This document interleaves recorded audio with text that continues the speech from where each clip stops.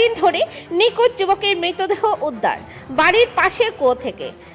যুবকের পিতার অভিযোগ, ওনার সন্তানকে খুন করে খোয়াতে ফেলে দেওয়া হয়েছে। ঘটনাস্থলে আসেন দমকল বাহিনীর কর্মীরা, পুলিশ ও ফরেনসিক টিম। ঘটনা লেফুঙ্গা থানাধীন ফটিকছড়া এলাকায়। ঘটনার তদন্তে নামে লেফুঙ্গা থানার ওসি সহ বিশাল পুলিশ বাহিনী। ত্রিপুরার কৈলাসহর থেকে উত্তম সিনহার রিপোর্ট। পরবর্তী খবর পেতে হাইলাকান্দি দর্পণ টিভি নিউজ চ্যানেলটিকে একটি লাইক ও ফলো করে পাশে থাকুন। ধন্যবাদ।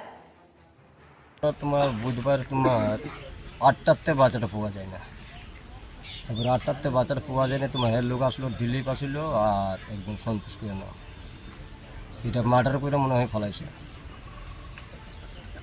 কতদিন ধরে পাওয়া যায় না? এই বুধবারতে 8টাতে, আজকাল 4 দিন চলে। আজকে আপনি কেমনে দেখছেন এই জায়গাতে? এটা একটা বাচ্চা লোক দেখছে, ছোট বাচ্চার লোক দেখিয়া কইছে যে মানে একটা কুয়া কার বাচ্চাটা পড়েছে কুয়ার ভিতরে। এইটি আপনার ছেলের নাম কি? অজয় সবর, আপনার নাম? মোনা সবর।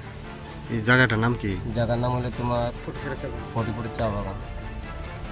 পুলিশে খবর দিয়েছেন নি? আর সবাই খবর পাইছে, পুলিশ সব দিচ্ছে, থানা মানা সব এনকোয়ারিতে আসে, সব রেডি আসে।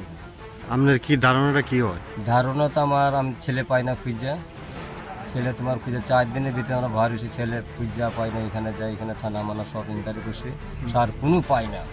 আজকে একটা ফট করে দেখে আমি স্যার একটা বাচ্চা কুলা মানে যেটা বাচ্চা পরে সে কার মানুষ মরার মতন দেখা যায় স্যার, এইটুকু।